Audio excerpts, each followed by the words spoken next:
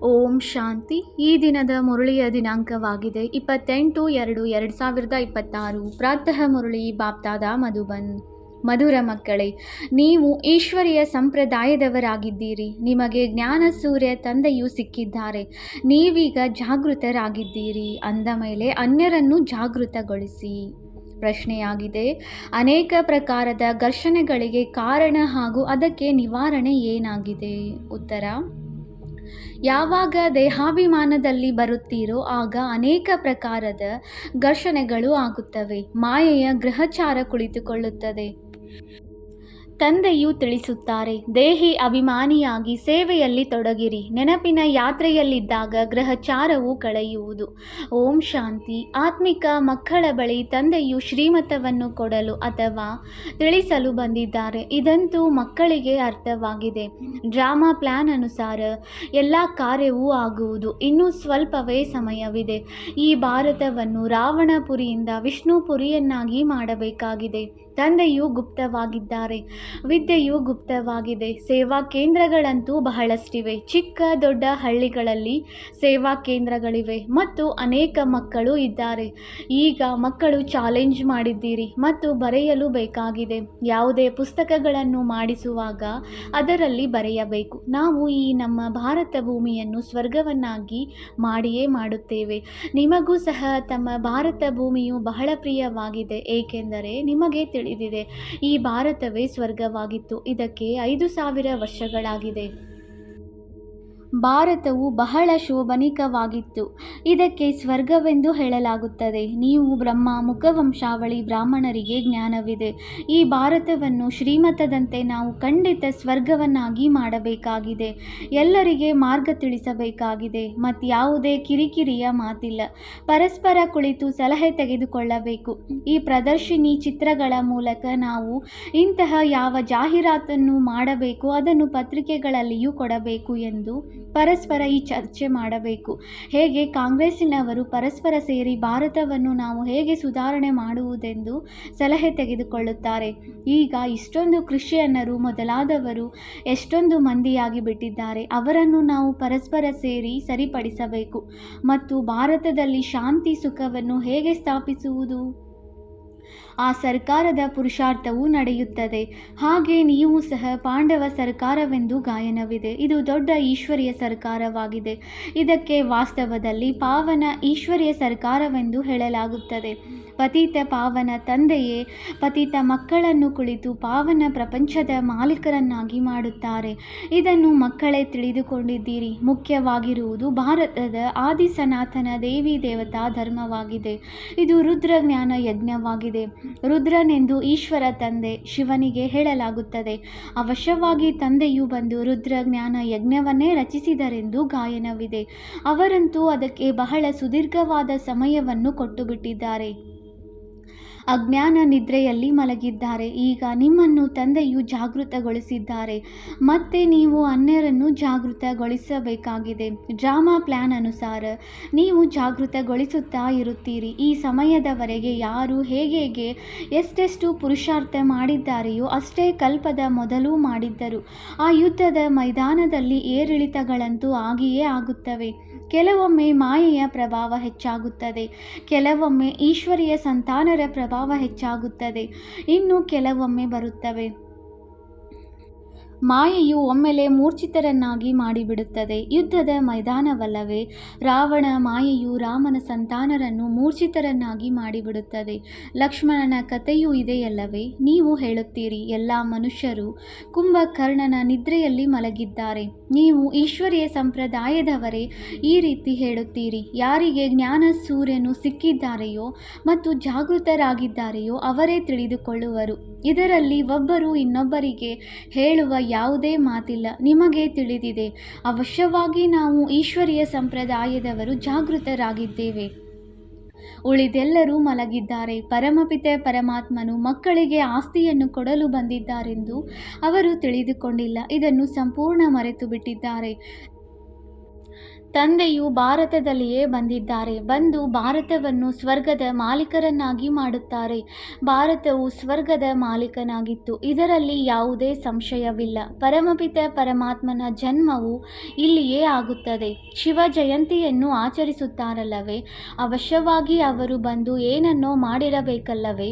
ಬುದ್ಧಿಯು ಹೇಳುತ್ತದೆ, ತಂದೆಯು ಬಂದು ಅವಶ್ಯವಾಗಿ ಸ್ವರ್ಗದ ಸ್ಥಾಪನೆ ಮಾಡಿರುವರು. ಕೇವಲ ಪ್ರೇರಣೆಯಿಂದ ಸ್ಥಾಪನೆಯಾಗುವುದಿಲ್ಲ. ಇಲ್ಲಿ ನೀವು ಮಕ್ಕಳಿಗೆ ರಾಜಯೋಗವನ್ನು ಕಲಿಸಲಾಗುತ್ತದೆ, ನೆನಪಿನ ಯಾತ್ರೆಯನ್ನು ತಿಳಿಸಲಾಗುತ್ತದೆ.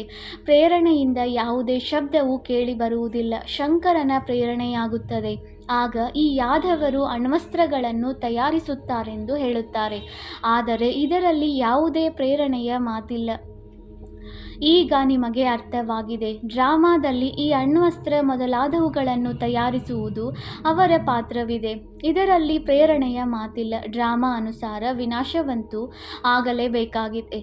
ಮಹಾಭಾರತ ಯುದ್ಧದಲ್ಲಿ ಅಣ್ವಸ್ತ್ರಗಳು ಕೆಲಸಕ್ಕೆ ಬಂದಿತೆಂದು ಗಾಯನವಿದೆ. ಯಾವುದು ಕಳೆದು ಹೋಯಿತೋ ಅದು ಮತ್ತೆ ಪುನರಾವರ್ತನೆಯಾಗುವುದು. ನೀವು ಗ್ಯಾರಂಟಿ ಕೊಡುತ್ತೀರಿ, ನಾವು ಭಾರತದಲ್ಲಿ ಸ್ವರ್ಗ ಸ್ಥಾಪನೆ ಮಾಡುತ್ತೇವೆ, ಅಲ್ಲಿ ಒಂದೇ ಧರ್ಮವಿರುವುದು, ಅನೇಕ ಧರ್ಮಗಳ ವಿನಾಶವಾಗುತ್ತದೆ ಎಂದು ನೀವು ಬರೆಯುವುದಿಲ್ಲ. ಅದನ್ನಂತೂ ಚಿತ್ರದಲ್ಲಿ ಬರೆಯಲಾಗಿದೆ.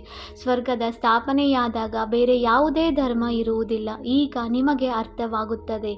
ಎಲ್ಲರಿಗಿಂತ ಹೆಚ್ಚಿನ ಪಾತ್ರವು ಶಿವನದು ಹಾಗೂ ಬ್ರಹ್ಮ ಮತ್ತು ವಿಷ್ಣುವಿನದಾಗಿದೆ. ಬ್ರಹ್ಮನಿಂದ ವಿಷ್ಣು, ವಿಷ್ಣುವಿನಿಂದ ಬ್ರಹ್ಮ, ಇವು ಬಹಳ ಗುಹ್ಯವಾದ ಮಾತುಗಳಾಗಿವೆ. ವಿಷ್ಣುವಿನಿಂದ ಹೇಗೆ ಬ್ರಹ್ಮನಾಗುತ್ತಾರೆ, ಬ್ರಹ್ಮನಿಂದ ಮತ್ತೆ ಹೇಗೆ ವಿಷ್ಣುವಾಗುತ್ತಾರೆ, ಈ ಮಾತುಗಳು ಸೂಕ್ಷ್ಮ ಬುದ್ಧಿಯುಳ್ಳ ಮಕ್ಕಳಿಗೆ ಅರ್ಥವಾಗುತ್ತದೆ. ದೈವಿ ಸಂಪ್ರದಾಯವಂತೂ ಆಗಿಯೇ ಆಗುತ್ತದೆ. ಒಬ್ಬರ ಮಾತಿಲ್ಲ. ರಾಜಧಾನಿಯ ಸ್ಥಾಪನೆಯಾಗುತ್ತದೆ. ಈ ಮಾತುಗಳನ್ನು ನೀವು ತಿಳಿದುಕೊಂಡಿದ್ದೀರಿ. ಪ್ರಪಂಚದಲ್ಲಿ ಯಾವ ಮನುಷ್ಯನೂ ತಿಳಿದುಕೊಂಡಿಲ್ಲ. ಬಲೆ ಲಕ್ಷ್ಮೀನಾರಾಯಣ ಅಥವಾ ವಿಷ್ಣುವಿನ ಪೂಜೆ ಮಾಡುತ್ತಾರೆ, ಆದರೆ ವಿಷ್ಣುವಿನ 2 ರೂಪಗಳೇ ಲಕ್ಷ್ಮೀನಾರಾಯಣದ್ದಾಗಿದೆ. ಅವರು ಹೊಸ ಪ್ರಪಂಚದಲ್ಲಿ ರಾಜ್ಯ ಮಾಡುತ್ತಾರೆ ಎಂಬುದು ಅವರಿಗೆ ತಿಳಿದಿಲ್ಲ. ಬಾಕಿ 4 ಭುಜಗಳುಳ್ಳ ಯಾವುದೇ ಮನುಷ್ಯನೂ ಇರುವುದಿಲ್ಲ. ಸೂಕ್ಷ್ಮವತನದಲ್ಲಿ ಕೇವಲ ಪ್ರವೃತ್ತಿ ಮಾರ್ಗದ ಗುರಿ ಧ್ಯೇಯವನ್ನು ತೋರಿಸುತ್ತಾರೆ. ಇಡೀ ವಿಶ್ವದ ಇತಿಹಾಸ, ಭೂಗೋಳವು ಹೇಗೆ ಸುತ್ತುತ್ತದೆ ಎಂಬುದನ್ನು ಯಾರೂ ತಿಳಿದುಕೊಂಡಿಲ್ಲ. ತಂದೆಯನ್ನೇ ಅರಿತಿಲ್ಲವೆಂದರೆ ತಂದೆಯ ರಚನೆಯನ್ನು ಹೇಗೆ ಅರಿತುಕೊಳ್ಳುವರು? ತಂದೆಯೇ ರಚನೆಯ ಆದಿ ಮಧ್ಯ ಅಂತ್ಯದ ಜ್ಞಾನವನ್ನು ತಿಳಿಸುತ್ತಾರೆ. ಋಷಿ ಮುನಿಗಳು ಸಹ ನಮಗೂ ಗೊತ್ತಿಲ್ಲವೆಂದು ಹೇಳುತ್ತಿದ್ದರು. ತಂದೆಯನ್ನು ಅರಿತುಕೊಂಡರೆ ರಚನೆಯ ಆದಿ ಮಧ್ಯ ಅಂತ್ಯವನ್ನು ಅರಿತುಕೊಳ್ಳುವರು. ತಂದೆಯು ತಿಳಿಸುತ್ತಾರೆ, ನಾನು ಒಂದೇ ಬಾರಿ ಬಂದು ನೀವು ಮಕ್ಕಳಿಗೂ ಇಡೀ ಜ್ಞಾನವನ್ನು ತಿಳಿಸುತ್ತೇನೆ, ಮತ್ತೆ ನಾನು ಬರುವುದೇ ಇಲ್ಲ ಅಂದಾಗ ರಚಯಿತ ಮತ್ತು ರಚನೆಯ ಆದಿ ಮಧ್ಯ ಅಂತ್ಯವನ್ನು ಅರಿತುಕೊಳ್ಳುವುದಾದರೂ ಹೇಗೆ? ತಂದೆಯೇ ಸ್ವಯಂ ಹೇಳುತ್ತಾರೆ, ನಾನು ಸಂಗಮ ಯುಗವನ್ನು ಬಿಟ್ಟು ಮತ್ತೆಂದೂ ಬರುವುದಿಲ್ಲ. ನನ್ನನ್ನು ಸಂಗಮ ಯುಗದಲ್ಲಿಯೇ ಕರೆಯುತ್ತೀರಿ. ಪಾವನವೆಂದು ಸತ್ಯಯುಗಕ್ಕೆ ಹೇಳಲಾಗುತ್ತದೆ, ಕಲಿಯುಗಕ್ಕೆ ಪತೀತ ಪ್ರಪಂಚವೆಂದು ಹೇಳಲಾಗುತ್ತದೆ. ಅವಶ್ಯವಾಗಿ ನಾನು ಪತೀತ ಪ್ರಪಂಚದ ಅಂತ್ಯದಲ್ಲಿಯೇ ಬರುತ್ತೇನೆ. ಕಲಿಯುಗದ ಅಂತಿಮದಲ್ಲಿ ಬಂದು ಪತೀತರಿಂದ ಪಾವನರನ್ನಾಗಿ ಮಾಡುತ್ತೇನೆ. ಸತ್ಯಯುಗದ ಆದಿಯಲ್ಲಿ ಪಾವನರಿರುತ್ತಾರೆ. ಇದು ಸಹಜ ಮಾತಲ್ಲವೇ? ಪತೀತ ಪಾವನ ತಂದೆಯು ಯಾವಾಗ ಬರುತ್ತಾರೆ ಎಂಬುದನ್ನು ಮನುಷ್ಯರು ತಿಳಿದುಕೊಂಡಿಲ್ಲ. ಈಗಂತೂ ಕಲಿಯುಗದ ಅಂತ್ಯವೆಂದು ಹೇಳಲಾಗುತ್ತದೆ. ಒಂದು ವೇಳೆ ಕಲಿಯುಗದಲ್ಲಿ ಇನ್ನೂ 40,000 ವರ್ಷಗಳಿವೆ ಎಂದು ಹೇಳುವುದಾದರೆ ಇನ್ನೆಷ್ಟು ಪತಿತರಾಗಬಹುದು, ಇನ್ನೆಷ್ಟು ದುಃಖವಾಗುವುದು? ಸುಖವಂತೂ ಇರುವುದೇ ಇಲ್ಲ. ಏನು ತಿಳಿಯದಿರುವ ಕಾರಣ ಸಂಪೂರ್ಣ ಘೋರ ಅಂಧಕಾರದಲ್ಲಿದ್ದಾರೆ. ನೀವು ಅರ್ಥ ಮಾಡಿಕೊಳ್ಳುತ್ತೀರಿ ಅಂದಾಗ ಮಕ್ಕಳು ಪರಸ್ಪರ ಸೇರಬೇಕು. ಚಿತ್ರಗಳ ಬಗ್ಗೆ ಬಹಳ ಚೆನ್ನಾಗಿ ತಿಳಿಸಬೇಕಾಗಿದೆ. ಡ್ರಾಮಾ ಅನುಸಾರ ಈ ಚಿತ್ರಗಳೆಲ್ಲವೂ ತಯಾರು ಮಾಡಿದ್ದಾರೆ. ಯಾವ ಸಮಯವೂ ಕಳೆಯುವುದು, ಅದು ಚಾಚೂ ತಪ್ಪದೆ ಡ್ರಾಮಾ ನಡೆಯುತ್ತಿರುತ್ತದೆ. ಮಕ್ಕಳ ಸ್ಥಿತಿಗಳು ಸಹ ಕೆಲವೊಮ್ಮೆ ಮೇಲೆ ಕೆಲವೊಮ್ಮೆ ಕೆಳಗೆ ಆಗುತ್ತಿರುತ್ತದೆ. ಬಹಳ ತಿಳಿದುಕೊಳ್ಳುವ ಮಾತುಗಳಾಗಿವೆ. ಕೆಲವೊಮ್ಮೆ ಗ್ರಹಚಾರವು ಬಂದು ಕುಳಿತಾಗ ಎಷ್ಟೊಂದು ಪ್ರಯತ್ನ ಪಡುತ್ತಾರೆ. ತಂದೆಯು ಪದೇ ಪದೇ ತಿಳಿಸುತ್ತಾರೆ, ಮಕ್ಕಳೇ, ನೀವು ದೇಹಾಭಿಮಾನದಲ್ಲಿ ಬರುತ್ತೀರಿ, ಆದ್ದರಿಂದಲೇ ಘರ್ಷಣೆಯಾಗುತ್ತದೆ. ಇಲ್ಲಂತೂ ಆತ್ಮಾಭಿಮಾನಿಯಾಗಬೇಕಾಗಿದೆ. ಮಕ್ಕಳಲ್ಲಿ ಬಹಳ ದೇಹಾಭಿಮಾನವಿದೆ. ನೀವು ದೇಹಿ ಅಭಿಮಾನಿಯಾದರೆ ತಂದೆಯ ನೆನಪಿರುವುದು ಮತ್ತು ಸೇವೆಯಲ್ಲಿ ಉನ್ನತಿ ಪಡೆಯುತ್ತಾ ಇರುತ್ತೀರಿ. ಯಾರು ಶ್ರೇಷ್ಠ ಪದವಿಯನ್ನು ಪಡೆಯಬೇಕಾಗಿದೆಯೋ ಅವರು ಸದಾ ಸರ್ವಿಸ್ನಲ್ಲಿ ತೊಡಗಿರುತ್ತಾರೆ. ಅದೃಷ್ಟದಲ್ಲಿ ಇಲ್ಲವೆಂದರೆ ಮತ್ತೆ ಪುರುಷಾರ್ಥವನ್ನು ಮಾಡುವುದಿಲ್ಲ. ಬಾಬಾ, ನಮಗೆ ಧಾರಣೆಯಾಗುತ್ತಿಲ್ಲ, ಬುದ್ಧಿಯಲ್ಲಿ ಕುಳಿತುಕೊಳ್ಳುವುದಿಲ್ಲವೆಂದು ತಾವೇ ಹೇಳುತ್ತಾರೆ. ಯಾರಿಗೆ ಧಾರಣೆಯಾಗುವುದು ಅವರಿಗೆ ಬಹಳ ಖುಷಿ ಇರುತ್ತದೆ, ತಿಳಿದುಕೊಳ್ಳುತ್ತಾರೆ. ಶಿವ ತಂದೆಯು ಬಂದಿದ್ದಾರೆ. ಈಗ ತಂದೆಯು ತಿಳಿಸುತ್ತಾರೆ, ಮಕ್ಕಳೇ, ನೀವು ಚೆನ್ನಾಗಿ ತಿಳಿದುಕೊಂಡು ಮತ್ತೆ ಅನ್ಯರಿಗೂ ತಿಳಿಸಿಕೊಡಿ. ಕೆಲವರಂತೂ ಸೇವೆಯಲ್ಲಿಯೇ ತೊಡಗಿರುತ್ತಾರೆ, ಪುರುಷಾರ್ಥ ಮಾಡುತ್ತಿರುತ್ತಾರೆ. ಇದನ್ನು ಮಕ್ಕಳು ತಿಳಿದುಕೊಂಡಿದ್ದೀರಿ. ಯಾವ ಸೆಕೆಂಡ್ ಕಳೆಯಿತೋ ಅದು ಡ್ರಾಮಾದಲ್ಲಿ ನಿಗದಿಯಾಗಿದೆ. ಮತ್ತೆ ಅದೇ ರೀತಿ ಪುನರಾವರ್ತನೆಯಾಗುವುದು ಮಕ್ಕಳಿಗೆ ತಿಳಿಸಲಾಗಿದೆ. ಹೊರಗಡೆ ಭಾಷಣ ಇತ್ಯಾದಿ ಮಾಡುವಾಗ ಕೇಳುವುದಕ್ಕಾಗಿ ಅನೇಕ ಪ್ರಕಾರದ ಹೊಸಬರು ಬರುತ್ತಾರೆ. ನೀವು ತಿಳಿದುಕೊಂಡಿದ್ದೀರಿ, ಗೀತೆ, ವೇದಶಾಸ್ತ್ರ ಇತ್ಯಾದಿಗಳನ್ನು ಕುರಿತು ಎಷ್ಟೊಂದು ಮಂದಿ ಭಾಷಣ ಮಾಡುತ್ತಾರೆ. ಆದರೆ ಇಲ್ಲಿ ಈಶ್ವರನು ತನ್ನ ಮತ್ತು ರಚನೆಯ ಆದಿ ಮಧ್ಯ ಅಂತ್ಯದ ರಹಸ್ಯವನ್ನು ತಿಳಿಸುತ್ತಾರೆಂಬುದು ಅವರಿಗೆ ಗೊತ್ತಿಲ್ಲ. ರಚಯಿತನೇ ಬಂದು ಇಡೀ ಜ್ಞಾನವನ್ನು ತಿಳಿಸುತ್ತಾರೆ. ತ್ರಿಕಾಲದರ್ಶಿಗಳನ್ನಾಗಿ ಮಾಡುವುದು ತಂದೆಯ ಕರ್ತವ್ಯವಾಗಿದೆ. ಶಾಸ್ತ್ರಗಳಲ್ಲಿ ಈ ಮಾತುಗಳು ಇಲ್ಲ. ಇವು ಹೊಸ ಮಾತುಗಳಾಗಿವೆ. ತಂದೆಯು ಪದೇ ಪದೇ ತಿಳಿಸುತ್ತಾರೆ, ಯಾರಿಗಾದರೂ ಮೊಟ್ಟ ಮೊದಲು ಇದನ್ನು ತಿಳಿಸಿ. ಗೀತೆಯ ಭಗವಂತ ಯಾರು? ಶ್ರೀಕೃಷ್ಣನೋ ಅಥವಾ ನಿರಾಕಾರ ಶಿವನೋ? ಈ ಮಾತುಗಳನ್ನು ಪ್ರೊಜೆಕ್ಟರ್ನಲ್ಲಿ ನೀವು ತಿಳಿಸಲು ಸಾಧ್ಯವಿಲ್ಲ. ಪ್ರದರ್ಶಿನಿಯಲ್ಲಿ ಚಿತ್ರಗಳು ಸನ್ಮುಖದಲ್ಲಿಟ್ಟಿರುತ್ತಾರೆ, ಅದನ್ನು ತೋರಿಸುತ್ತಾ ನೀವು ಅವರನ್ನು ಕೇಳಬಹುದು.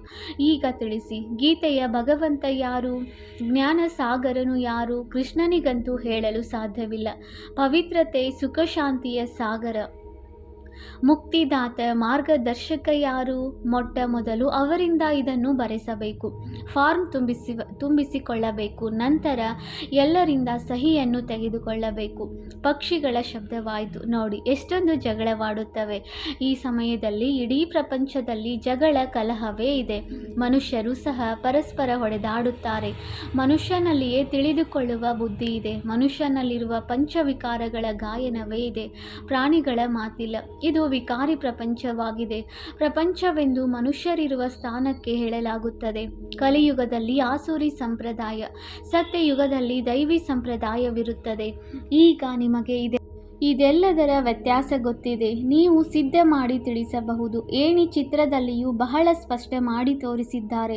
ಕೆಳಗೆ ಪತಿತರಿದ್ದಾರೆ, ಮೇಲೆ ಪಾವನರಿದ್ದಾರೆ. ಇದರಲ್ಲಿ ಬಹಳ ಸ್ಪಷ್ಟವಾಗಿದೆ ಇಳಿಯುವ ಕಲೆ ಮತ್ತು ಏರುವ ಕಲೆ. ಏಣಿ ಚಿತ್ರವೇ ಮುಖ್ಯವಾಗಿದೆ. ಇದರಲ್ಲಿ ಅವಶ್ಯವಾಗಿ ಇದು ಪತಿತ ಪ್ರಪಂಚವಾಗಿದೆ, ಪಾವನ ಪ್ರಪಂಚವು ಸ್ವರ್ಗವಾಗಿತ್ತು ಎಂದು ಮನುಷ್ಯರಿಗೆ ಅರ್ಥವಾಗಬೇಕೆಂದರೆ ಇನ್ನು ಯಾವ ರೀತಿ ಬರೆಯುವುದು?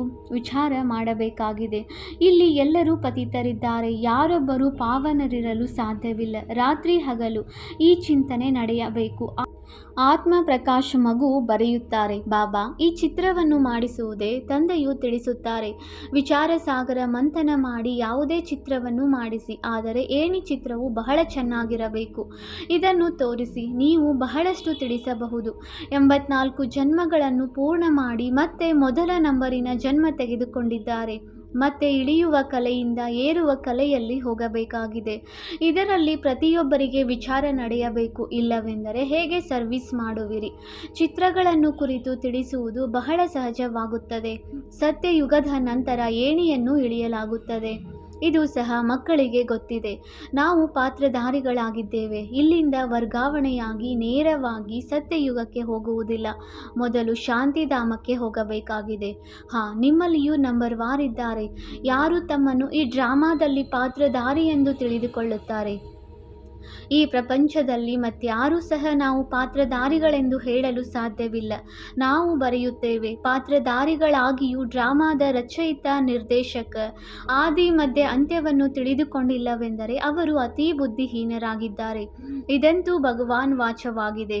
ಶಿವ ಭಗವಾನ್ ವಾಚ್. ಬ್ರಹ್ಮರವರ ತನುವಿನ ಮೂಲಕ ಜ್ಞಾನ ಸಾಗರನು ನಿರಾಕಾರನಾಗಿದ್ದಾರೆ. ಅವರಿಗೆ ತನ್ನ ಶರೀರವಿಲ್ಲ. ಬಹಳ ತಿಳಿದುಕೊಳ್ಳುವ ಯುಕ್ತಿಗಳಾಗಿವೆ. ನೀವು ಮಕ್ಕಳಿಗೆ ಬಹಳ ನಶೆ ಇರಬೇಕು, ನಾವು ಯಾರದೇ ನಿಂದನೆ ಮಾಡುವುದಿಲ್ಲ. ಇದಂತೂ ಸರಿಯಾದ ಮಾತಲ್ಲವೇ? ಯಾರೆಲ್ಲ ದೊಡ್ಡವರಿದ್ದಾರೆ ಅವರೆಲ್ಲರ ಚಿತ್ರವನ್ನು ನೀವು ಹಾಕಬಹುದು. ಏಣಿ ಚಿತ್ರವನ್ನು ಯಾರಿಗೆ ಬೇಕಾದರೂ ತೋರಿಸಬಹುದು. ಒಳ್ಳೆಯದು. ಮಧುರಾತಿ ಮಧುರ. ಅಗಲಿ ಹೋಗಿ ಮರಳಿ ಸಿಕ್ಕಿರುವ ಮಕ್ಕಳ ಪ್ರತಿ ಮಾತಾಪಿತ ಬಾಪ್ದಾದಾರವರ ನೆನಪು, ಪ್ರೀತಿ ಹಾಗೂ ಸುಪ್ರಭಾತ. ಆತ್ಮಿಕ ಮಕ್ಕಳಿಗೆ ಆತ್ಮಿಕ ತಂದೆಯ ನಮಸ್ತೆ. ನಾವು ಆತ್ಮಿಕ ಮಕ್ಕಳಿಂದ ಆತ್ಮಿಕ ತಂದೆಗೆ ನೆನಪು, ಪ್ರೀತಿ ಹಾಗೂ ನಮಸ್ತೆ ನಮಸ್ತೆ ನಮಸ್ತೆ. ಧಾರಣೆಗಾಗಿ ಮುಖ್ಯ ಸಾರ. ಪಾಯಿಂಟ್ ನಂಬರ್ 1, ಭಾರತದಲ್ಲಿ ಸುಖ ಶಾಂತಿಯ ಸ್ಥಾಪನೆ ಮಾಡಲು ಅಥವಾ ಭಾರತವನ್ನು ಸ್ವರ್ಗವನ್ನಾಗಿ ಮಾಡಲು ಪರಸ್ಪರ ಚರ್ಚೆ ಮಾಡಬೇಕಾಗಿದೆ. ಶ್ರೀಮತದನುಸಾರ ಭಾರತದ ಇಂತಹ ಸೇವೆ ಮಾಡಬೇಕಾಗಿದೆ. ಪಾಯಿಂಟ್ ನಂಬರ್ 2, ಸರ್ವೀಸ್ನಲ್ಲಿ ಉನ್ನತಿ ಮಾಡಿಕೊಳ್ಳಲು ಹಾಗೂ ಸರ್ವೀಸ್ನಿಂದ ಶ್ರೇಷ್ಠ ಪದವಿಯನ್ನು ಪಡೆಯಲು ದೇಹಿ ಅಭಿಮಾನಿಯಾಗಿರುವ ಪರಿಶ್ರಮ ಪಡಬೇಕಾಗಿದೆ. ಜ್ಞಾನದ ವಿಚಾರ ಸಾಗರ ಮಂಥನ ಮಾಡಬೇಕಾಗಿದೆ. ವರದಾನ: ಪವಿತ್ರತೆಯ ಆಧಾರದ ಮೇಲೆ ಸುಖ ಶಾಂತಿಯ ಅನುಭವ ಮಾಡುವಂತಹ ನಂಬರ್ 1 ಅಧಿಕಾರಿ ಭವ. ಯಾವ ಮಕ್ಕಳು ಪವಿತ್ರತೆಯ ಪ್ರತಿಜ್ಞೆಯನ್ನು ಸ್ಮೃತಿಯಲ್ಲಿ ಇಟ್ಟುಕೊಳ್ಳುತ್ತಾರೆ ಅವರಿಗೆ ಸ್ವತಃವಾಗಿಯೇ ಸುಖ ಶಾಂತಿಯ ಅನುಭೂತಿಯಾಗುತ್ತದೆ. ಪವಿತ್ರತೆಯ ಅಧಿಕಾರವನ್ನು ತೆಗೆದುಕೊಳ್ಳುವುದರಲ್ಲಿ ನಂಬರ್ 1 ಆಗಿರುವುದು ಅರ್ಥಾತ್ ಸರ್ವ ಪ್ರಾಪ್ತಿಗಳಲ್ಲಿ ನಂಬರ್ 1 ಆಗುವುದು. ಆದ್ದರಿಂದ ಪವಿತ್ರತೆಯ ಬುನಾದಿಯನ್ನೆಂದಿಗೂ ಬಲಹೀನ ಮಾಡಬಾರದು. ಈ ರೀತಿ ಇದ್ದಾಗಲೇ ಲಾಸ್ಟ್ ಸೋ ಫಾಸ್ಟ್ ಹೋಗಬಹುದು. ಇದೇ ಧರ್ಮದಲ್ಲಿ ಸದಾ ಸ್ಥಿತರಾಗಿರಿ. ಬಲೆ ವ್ಯಕ್ತಿ, ಬಲೆ ಪ್ರಕೃತಿ, ಬಲೆ ಪರಿಸ್ಥಿತಿಗಳು ಎಷ್ಟಾದರೂ ಅಲುಗಾಡಿಸಲಿ, ಆದರೆ ಧರಣಿ ಬಾಯಿ ಬಿಟ್ಟರೂ ಧರ್ಮವನ್ನು ಬಿಡಬಾರದು.